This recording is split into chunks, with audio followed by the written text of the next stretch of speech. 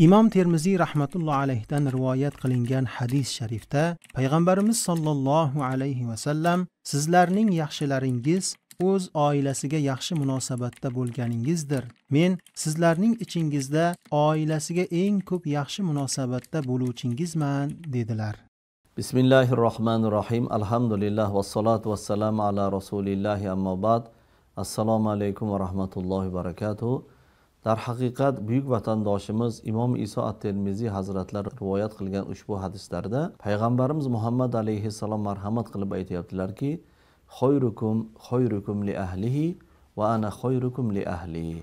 Ya'ni sizlarning yaxshilaringiz ahli oilasiga yaxshi munosabatda bo'lganlaringizdir. Men ham ichingizdan ahli oilamga yaxshi munosabatda bo'lganlaringizman deyaptilar. Demak, azizlar, bu payg'ambarimiz Muhammad alayhissalatu vassalamni berayotgan baholari. Har birimiz o'zimizga savol beraylik.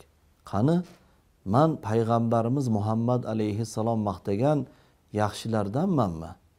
Rasulullohning yaxshi ko'rgan ummatlarimanmi? Men ahli oilamga nisbatan qanaqa munosabatdaman? Ota-onamga avvalo qanaqa munosabatdaman?